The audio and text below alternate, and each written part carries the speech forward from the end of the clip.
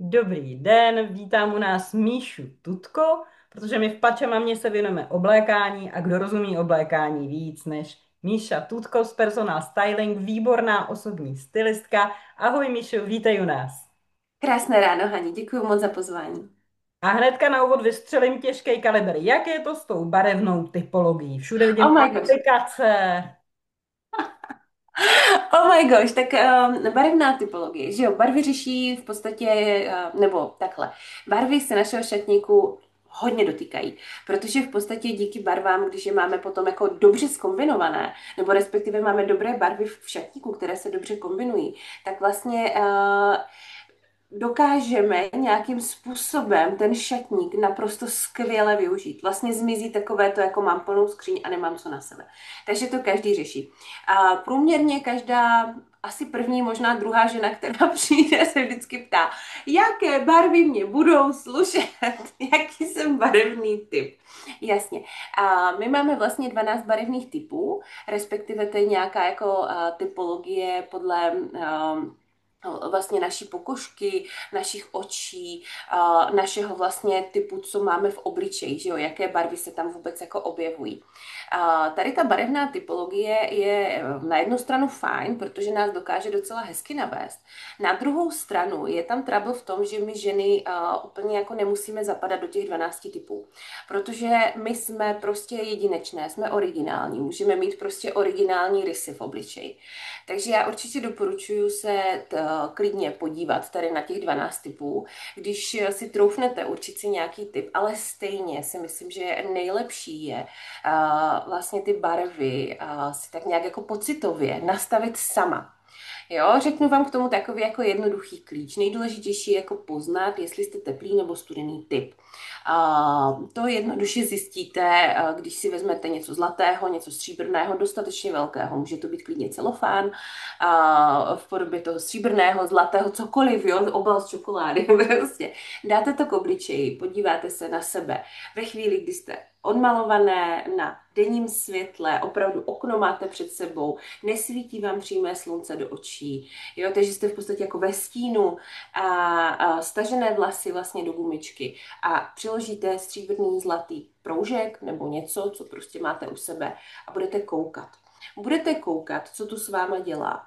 A v případě, že uvidíte, že jedna z těch barev nějak nesedí k tomu vašemu obličeji, tak pravděpodobně budete ten druhý typ. Je dobré se dívat vlastně na kruhy pod očima, pigmentové skvrny, vrásky, začervenání. Jo, že většinou studené typy, pokud si k sobě dají zlatou, tak strašně zčervenají. Jo, že mají prostě takové rudé tvářičky, ano, rudé nosy a jako nevypadá to úplně dobře. A naopak, když jsou vlastně teplé typy a dají si k sobě stříbrnou, tak strašně zšednou, jo? Že ten obličej je takový mrtvolný, takový jako nemocný. Jo? Takže podle toho poznáme takovou tu první, jako jestli jsme teplý nebo studený typ. A když tady tohle teda odhalíme, tak bychom si měli říct nějaké jako základní barvy, které bychom měli mít v šatníku. Protože šatník by v podstatě neměl být jenom jako o moc barvách, anebo jenom o základních, ale měla by to být kombinace, protože díky těm základním barvám my potom dokážeme ten šatník krásně propojovat, což je strašně důležité. A pokud jsme teplý typ, tak si vlastně můžeme vybírat ze základních barev, které jsou taková jako krémově bílá, je to i tmavě modrá, taková ta navy, je tam černá, je tam v podstatě hnědá ve všech různých jako odstínech, je tam béžová a řekla jsem jich 5, Hani? Nevím. Vlastně bežová, černá, bílá, navy, Černá, jsem říkala. bílá. Černá, krémová, béžová, modrá. Jedna mi chybí, která mi chybí, hnědá, 5, je jich 5. Je pět. Takže tady z těchto 5 si v podstatě vybereme ty neutrály, které do toho šatníku mít chceme. Nemusíme si vybírat všech 5, můžeme si vybrat třeba 2 nebo 3 nebo jeden, to je jedno, ale vždycky bychom tam jeden měli, alespoň jeden mít. Jo, rozhodně tam nemusíte mít všech 5. Jo, to, že prostě černá je neutrální barva, neznamená, že já ji musím mít v šatníku. Nebo když hnědá je neutrální barva, neznamená, že já ji musím mít v šatníku. Je to možnost, je to volba. A pokud jste studené typy, tak tam je vlastně taková ta zářivě bílá, sněhová, opět je tam navy, je tam opět černá, je tam šedá místo hnědé a místo béžové je tam taková jako růžová. Ale ona tady ta růžová se může kolikrát nazývat taky jako tělovou. Jo, je to prostě taková jako béžová s růžovým podtónem. Taková prostě jemňonká. Představte si tělovou barvu jenom na růžovilou, takže něco takového. Mhm. Takže to máme zase těch 5, vybereme si tady z těchto 5, cokoliv budeme chtít. A pak bychom si tam vlastně měli vybrat nějaké barvy, které s náma rezonují. Jo, nějaké barvy, které jsou vlastně ty, já jim říkám sice doplňkové barvy, ale víceméně jsou to hlavní barvy toho šatníku, takové to, co jako ta barevnost, která nám z toho šatníku udělá ten wow efekt. A když si budete vybírat vlastně ty svoje hlavní barvy, tak my si v podstatě můžeme vybrat jakoukoliv barvu, protože barva má samozřejmě nějakou psychologii.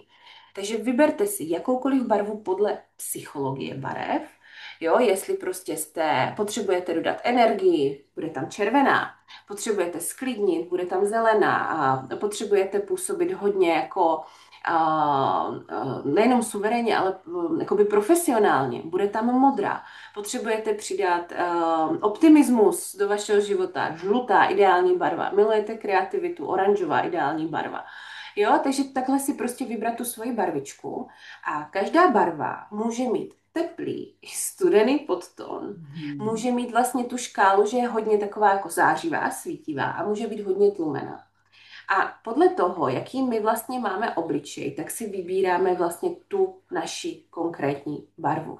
Někdy to úplně jako nejde říct třeba konkrétní odstín, protože opravdu jako když se podíváme třeba na e-shopy a řekneme si třeba tyrkysovou, tak některá tyrkysová může být jako trošku studenější, některá tyrkysová je trošku teplejší. Takže je to o tom, aby jsme se to fakt jako naučili poznávat. A nejlépe se to naučíme zase poznávat, když se vrátíme zpátky k prvnímu kroku. Zlatá stříbrná u obličeje a koukat na sebe.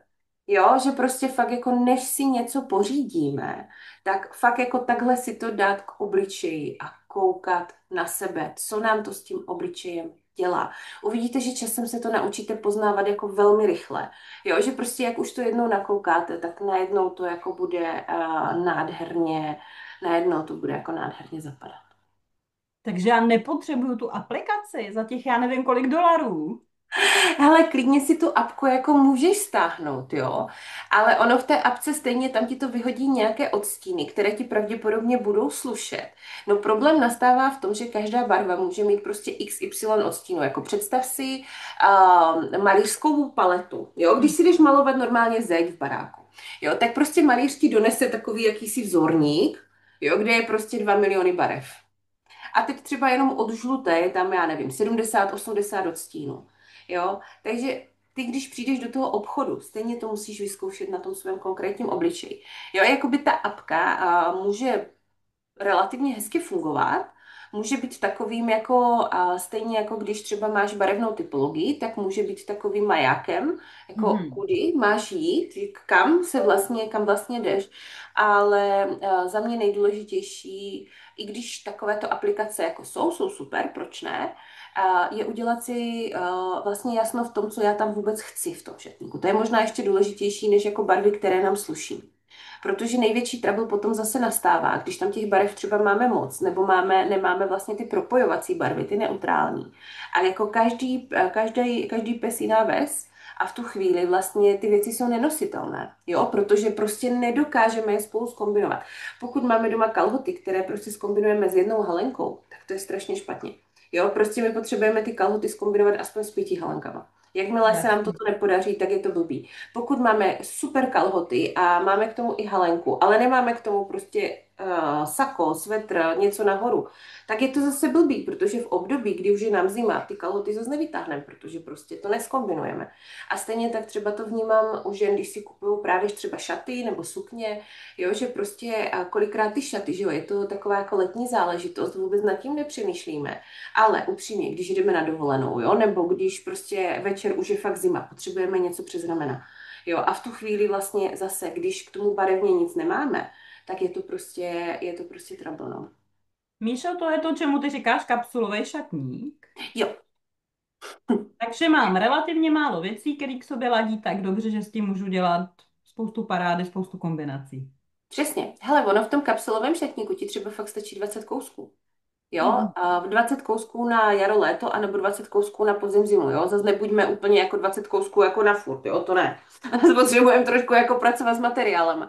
Ale z 20 kousků ty si víceméně schopná udělat třeba 72 outfitů. A když si Mhm. vezmeš, jak dlouho jako trvá ta sezona, jo, že ta sezona vlastně trvá opravdu jako třeba 4 měsíce, jo, tak v podstatě jako 72 outfitů máš prostě, i kdyby si to za ty 4 měsíce všechno vzala jako dvakrát, ty konkrétní kombinace, což furt nejsi stejná, tak to úplně Jasně, stačí. No. to zní perfektně. Míšo, a jak řešíš se svýma klientkama záležitosti jako v podstatě geometrický, jestli jsem kulatá, jestli jsem ty přesýpací hodiny, jestli jsem trouhelníček. Já jsem třeba kulatá a od tebe jsem se naučila pracovat s pasem, takže já už díky tobě vím, jo, ale je spousta lidí, kteří neví. Vysvětli nám to. A myslíš teďka jako konkrétní střihy? Jakoby, Myslím konkrétní střihy, jak třeba potlačit nějaký nevýhody, třeba u mě je to výraznější bříško a ten nulový pás. hele, vždycky je zásadní, aby ta žena vlastně se opravdu změřila a zamyslela se nad tím, jakou tu konkrétní postavu má. Protože my většinou vidíme někde na internetu jabka, rušky a rovná postava. Jo? Máme tam víceméně 5 nebo 6 druhů, které se na internetu vlastně jako klasicky objevují. Přesýpací hodiny, potom to můžou být jako nějaké větší přesýpací hodiny. Má to jako různé, ale víceméně tady těch 5 druhů. Zase, my ženy jsme strašně individuální, takže je hrozně důležité na začátku zanalizovat vlastně, co nás trápí. Jo, co vlastně jako, co je to blbý, jo, jako prostě, aby jsme to jako fakt věděli, protože to, že někdo je třeba postava hruška, kdy jako má větší boky, tak se mu taky může stát, že ho rozčilují jeho paže. Jo, Mhm. takže prostě jako nebudou fungovat najednou ta pravidla, jo, protože prostě jako ty paže jsou vlastně taky špatně, takže ta žena prostě v těch pravidlech se nebude cítit dobře. Takže je hrozně důležité na začátku vlastně zjistit, jaký jsme teda, co chceme potlačovat a co chceme jako upřednostňovat. No a za mě zásadní je to, jestli chceme pustit do šatníku ženskost. Protože pokud chceme pustit do šatníku ženskost, tak to znamená, že bychom se měli pokusit vytvořit na jakékoliv naší postavu přesýpacích hodin. Právě díky těm optickým klamům. Jo? Protože vlastně přesýpací hodiny jsou přesně krásně ženské, je to vlastně ta hezká ženská postava. Oproti tomu rovná postava už máme jako pánskou postavu. Takže pokud chce žena do svého šatníku pustit ženskost, jakože to je jeden z nejvíc, co mě píšou holky třeba, že potřebují s něčím pomoct, tak vždycky píšou, potřebuju do svého šatníku ženskost. A jo, klasická věta. A když se jich zeptám, jak vypadá váš šatník? Můj šatník je sportovní, jo, protože většinu dne nosím prostě nějaké jako sportovní módu, nebo Mhm. takhle oni to nazývají nějaká sportovní elegance. Jo? Jednoduše řečeno, oblékám se v podstatě tak, že ta moje postava je rovná, je spíš jako pánského stylu. Nazývám to sportovní elegancí, protože jsem si k tomu dala tenisky a vlastně teďka hledám ženskost. Jo, to je takový jako překlad většinou toho, co mě ta žena jako se Mhm. snaží říct. No, takže pás je hrozně důležitý. Samozřejmě, že jsou ženy, které třeba přirozeně ten pás nemají. Pokud ty ženy v podstatě jsou rovné, tak vždycky ten pás můžeme nějak jako opticky tam vytvarovat. Jo, ať už tím, že dáme objem. Objem buď podpas nebo objem jako nadpas.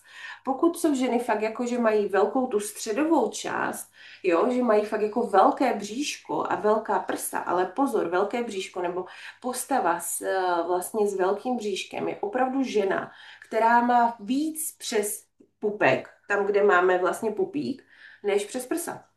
Bacha na Mhm. to. A nemá žádný pas. Jo, to si spousta žen mýlí, protože prostě my ženy máme přirozeně jako břicho po porodu, a věkem, jo, jako je to normální věc, že prostě když přibíráme, že třeba rosteme na tom bříšku.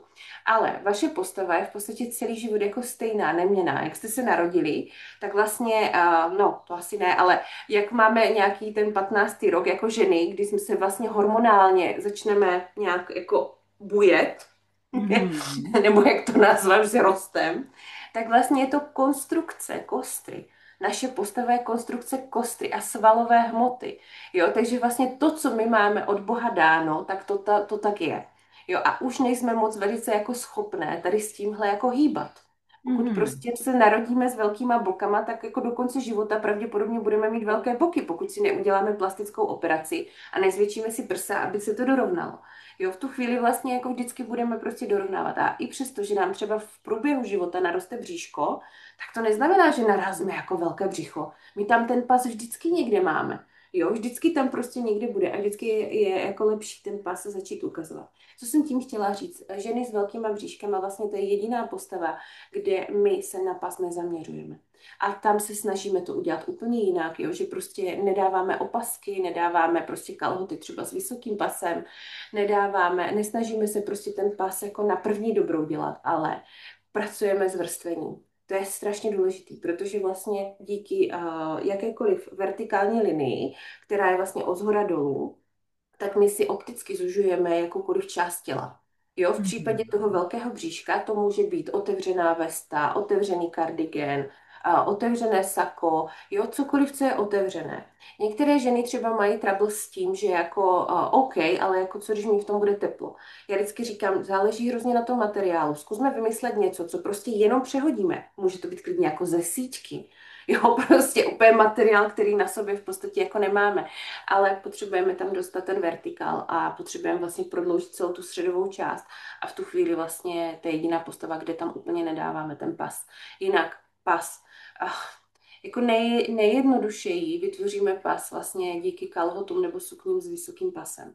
Jo, to Mhm. je v podstatě nejjednodušší cesta, jak ten pas vytvořit. Ale pozor, když to potom kombinujeme, tak většina žen dělá prostě obrovskou chybu v tom, že někdy jako si přečtou, že kalhoty s vysokým pasem, tak to vyzkouším. Koupí si prostě kalhoty s vysokým pasem, donesou to dom, teď to jdou jako nějak prostě kombinovat a je to prostě na prd. Jo, protože cpou třeba dovnitř halenky, které jsou strašně dlouhé. Protože pokud do té doby ty ženy měly kalhoty, které jsou s nízkým pasem, tak pravděpodobně mají dlouhé halenky, aby jim netahlo na záda. To je logické, že jo? Prostě nebudou mít krátké halenky, nebudou ukazovat bříško a záda, jo? Pokud jim teda není třeba 16 nebo 17. Jo? To zase jako... Tam se to ukazuje. Takže většinou to je jako takový ten jako zádrhel. Takže určitě vysoký pás, opasky, Mhm. a když už se bojíme třeba zastrkovat dovnitř, ale potřebujeme k tomu opravdu jako kratší halenky, jo, bacha na to. Ale když se toho i bojíme, tak můžeme zastrčit na boku, udělat si tam vlastně diagonálu, to taky hezky Mhm. funguje. Jo, nebo můžeme zastrčit jenom vepředu, udělat si vlastně takhle dvě diagonály. Jo, ale nějakým způsobem ten ženský pas tam dostat. Pokud třeba jsme úplně jako proti kalhotům s vysokým pasem, tak můžeme klidně zvolit jako nějaké bokovky, ale tam je důležité, aby na té horní části, to znamená halenka, tričko, bylo něco, co nás vypasuje. Jo? Jako si nemůžeme si dát bokovky k tomu volnou košili, zastrčit ji ještě do těch bokovek a jako tvářit si, že to je ženský outfit. Ne, to jsme se právě oblekli do do pánského outfitu. Jo, i přesto, že tam uděláme výstřih, i přesto, že prostě tam dáme nějaké korálky, perličky, cokoliv, budeme se to jakkoliv snažit, tak furt ta silueta je vlastně mužská. Mhm. Míšo, a poraď našim zákaznicím, které si kupují dlouhé sukně, Mhm. jaký top zvolit k dlouhým sukním, jaké máme my v pačamamě, aby ta postava zůstala krásně ženská. No a rozhodně není nic širokého. Jo, protože čím vlastně širší sukně, jo, oni ty vaše sukně jsou vlastně úžasné v tom, že jsou opravdu jako nádherně na té horní části, že jo, prostě zvýrazní to krásné ženské tělo a pak jsou prostě dlouhé. Jo, je to taková prostě nádherná jako ženská záležitost. A v tu chvíli my si musíme dávat sakra bacha na to, aby jsme nahoru nedali něco, co z nás udělá krabici. Jo, to znamená, že tam opravdu potřebujeme dát nějaký top. Pokud máte široké boky, Mhm. tak doporučuji, aby ten top byl opravdu úzký v oblasti pasu, ale může mít prostě něco zajímavého v oblasti jako ramenou. Jo, že my vlastně můžeme opticky tu postavu pořád krásně dorovnat. To znamená nějaké nabírané rukávy, jo, nebo jsou tam takové ty prodloužené rukávy, jo, že tam rukáv a on vlastně končí jako takhle. Jo, že tam je prostě nějaká taková jako stélka nebo něco, někdy tam bývají vycpávky, ale dneska už se to dělá bez vycpávek, že to je prostě jenom takový prodloužený. To je takový detail, který vám nádherně tu postavu dorovná.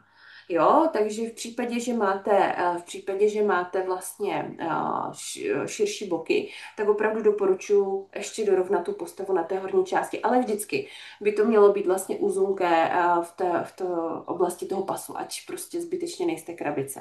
A pokud máte velká prsa, tak už nic takového nepotřebujete a ta sukně vás vlastně dorovná sama o sobě úplně nádherně, protože ten střih je vlastně naprosto ideální. Pokud máte rovnou postavu, tak zase vaše rovná postava díky vlastně tady té sukni, která má ten dobrý tvar, tak budete mít automaticky prostě vytvarovaný hezký pas a zase stačí něco prostě úzkého nahoru. Takže za mě je pro všechny vlastně typy postavy důležité úzké nahoru, a pokud jsou tam ještě široké boky, tak prostě zkusit nahoru, zkusit najít úzké nahoře něco, co prostě tady něco má, něco zajímavého. Jak pracuje s ženami, který se u hlášky úzké nahoru vyděsí a řeknou, to mi Mhm. budou vidět špeky? Jo, hele, úzké nahoru neznamená jitrnice. Bacha na to. Jo, je fakt, že některé ženy si představí úzké nahoru rovná se jako obleču se jak jitrnice. Jo, narvu se do něčeho a teď to tam jako všude bude vidět. To jako tím to úplně nemyslím. Úzké nahoru klidně to může být nějaká jako halenka, která nemá příliš mnoho materiálu. To znamená, že to úzké je vlastně, nemusí to být úplně na těle, ale Mhm. nemělo by to být od těla třeba na boku dál než jako tolik. Jo, Mhm. jakmile už je tam jako toho víc, tak už v tu chvíli to nabírá objem a začíná to být jako široké. Hrozně blbě to bude i vypadat, když třeba dáme širokou halenku, dáme ji dovnitř a zase to sukni. Prostě to bude jako objem, pás, objem. Jo, že vždycky bude líp vypadat, když to bude alespoň uší v tom pase. A pokud ta žena má větší bříško, tak doporučuju rovnou vymyslet nějaké vrstvení nahoru. Jo, ať už v podobě nějakého hezkého prostě kardigenu, sáčka, vestičky. Jo, jako být kreativní. A v tu chvíli to vlastně může nádherně fungovat i s tou sukní, i vlastně s tím uším nahoře. Jo, často právě ženy třeba s velkým bříškem, s velkýma prsama dělají to, že jim to prostě přijde velké, že jo, takže to automaticky prostě oblečou do něčeho volného, protože to schovají pod tím volným. Ale jako opticky se ještě víc rozšíří. Jo, že reálně, když se na ně někdo podívá zvenku, tak je prostě ta ženská ještě větší na tom vrchu. Jo, takže nebojte se toho, jako jít do těch úzkých věcí. Neznamená to, že budete jak jitrnice. Mhm. A Míšo, dalo by se toho podobného efektu dosáhnout třeba i volbou nějakého výrazného vysacího šperku, když si třeba Určitě. rozbiju tu vertikálu? Určitě, určitě. Vlastně jako cokoliv v tom vertikálu. Jo, u toho bříška je to blbý, protože my bychom ten vysací šperk potřebovali dostat až na břicho a to jako většinou nedostaneme. Ale pokud máme velká prsa, široká ramena, jo, tak vlastně nádherně právě díky tomu šperku si tam uděláme tu vertikální linii, uděláme si tam to pomyslné Včko a vlastně i díky tomu potom ženy můžou nesit třeba, když mají velká prsa, že jo, tak se nedoporučuje, aby měli trička ke krku, aby měli třeba roláky, aby měli kulaté výstřihy. A jakmile tam dají vlastně ten vertikál, tak v tu chvíli už nám to hezky funguje. Mhm. A poradila bys nám základně aspoň nastřelit, jaké doplňky si můžou dopřát jednotlivé typy žen, když mají sukni, halenku, která v sobě nemá tolik objemu, a teďka jakou kabelku zvolit, aby nebyla moc malá ke mně, moc velká, ladit ty věci k sobě, aby to všechno mělo stejnou barvu, pásek, kabelka, boty, nebo už je tohle z módy, poraď. Mhm. Tak. Když začneme úplně jako kabelkou, tak za mě kabelka by měla být opravdu taková stylová záležitost. Kabelka hodně hovoří o duši té ženy, takže doporučuji, že nám, když si vybírají kabelku, aby to opravdu jako byla ta jejich kabelka. Úplně stejně, jak když si chlap vybírá hodinky, jo? Nebojte se prostě investovat do své kabelky. Nosíme ji furt, nosíme ji pořád, jo? Prostě je to věc, která vlastně nám provází těma outfitama. Další věc je vlastně podívat se do toho svého šatníku, a co tam vlastně máme, jo, jaké jsou tam vlastně barvičky třeba.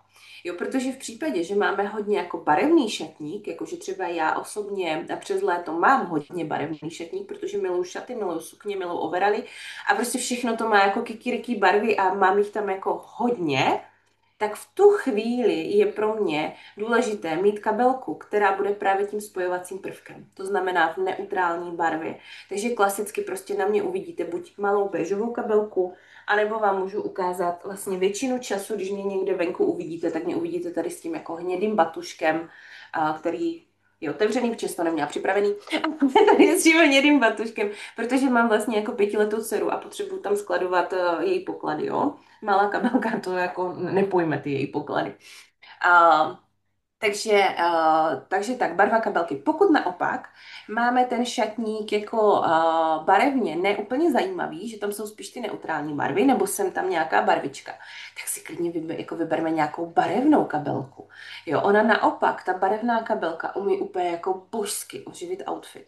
Jo, může to být prostě taková ta jako nádherná kombinace. A nebojte se nikdy i jako trošku experimentovat s těma kabelkama. Jo, dám příklad, já mám teďka na sobě červené šaty, klidně bych si mohla vzít nějakou hořčicovou kabelku, jo, a vypadalo by to jako hrozně hezky. Nebo bych si k tomu jako mohla vzít nějakou třeba modrou kabelku, zase by to mohla být jako hrozně krásná kombinace. Takže nebojte se experimentovat. A prosím vás, zapomeňte na pravidlo boty, kabelky, opasky, jo.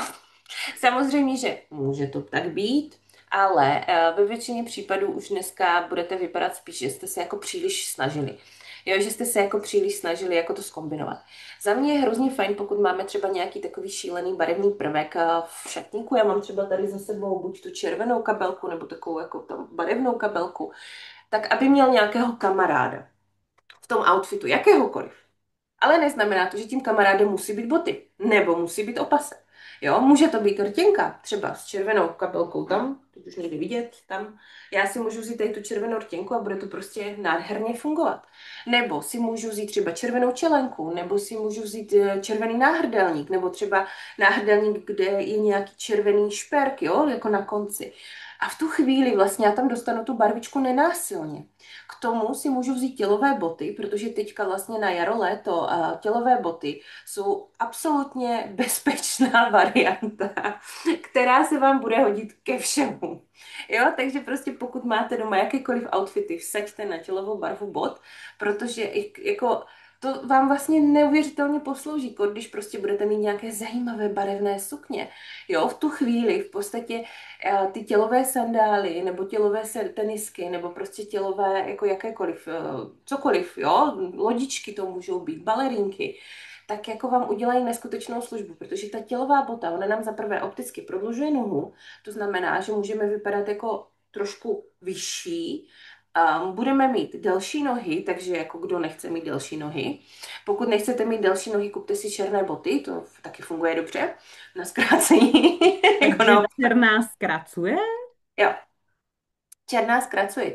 Černá nám může tu nohu hodně zkrátit v případě právě těch bot. Protože my, když si na sebe dáme černé boty a vlastně nemáme okamžitě nějaký černý, vlastně nějakou návaznost, bavit se teďka o černých silonkách, o černých kalhotech, nebo o něčem tmavém, jo, tak Mhm. ta černá nám zkrátí nohy a zkrátí nám tělo, protože nám vlastně sekne tu nohu. A navíc Mhm. všechno, co je vlastně nad tou černou, tak nám jako svítí. To znamená, že nám může udělat jako větší lítka. Jo, což jako zase úplně nechceme, jo, jako mít prostě velké lítka. Nejhorší jsou vlastně černé boty s těma kotníkovýma páskama, nebo kotníčkové černé boty, které nám tu nohu seknou přesně v kotníku, zkrátí nás celkově a ještě k tomu nám jako bonus zkrátí nohu a rozšíří, jo. Takže bacha na to.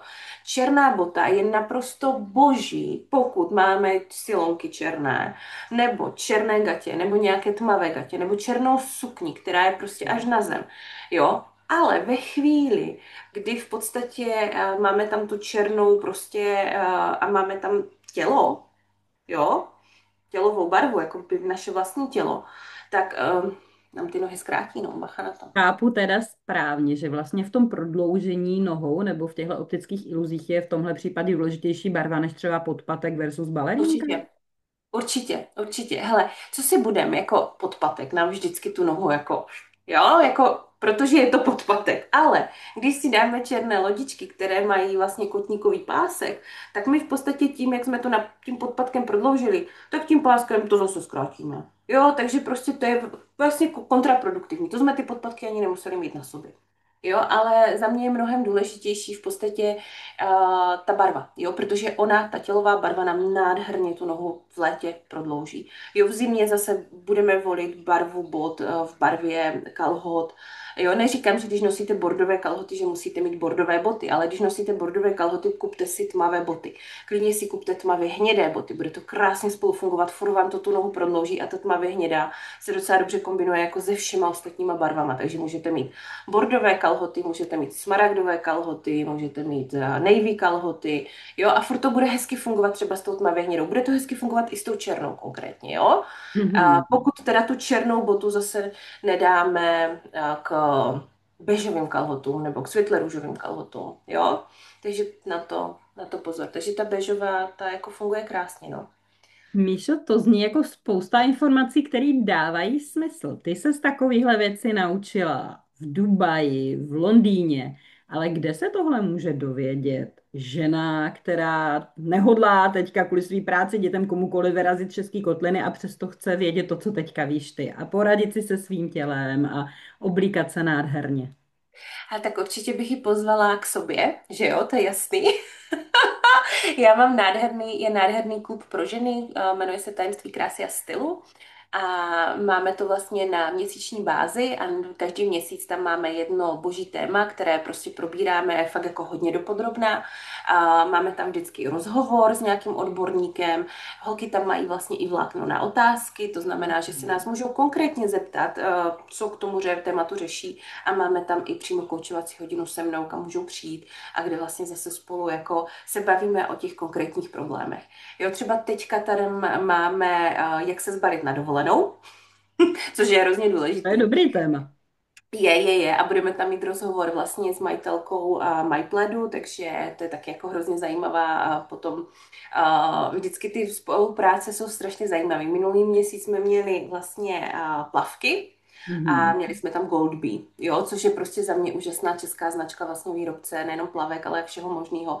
A měli jsme tam přímo, jestli znáte pana majitele, někde ze sítí, protože on je hodně takový jako viditelný. Jo, oni mají fantastickou reklamu. Mají. Takže s nima jsme měli rozhovor minulý měsíc, byla to hrozná prča a holky se jich mohly jako reálně zeptat, takže vždycky většinou ty rozhovory nejsou, jsou live, jo, takže jako holky tam můžou přijít, můžou se fakt jako zeptat na ty konkrétní věci. Takže tajemství krásy a stylu, no, tam to máme takový jako, tam je to hezký, tam fakt s těma holkama jdeme.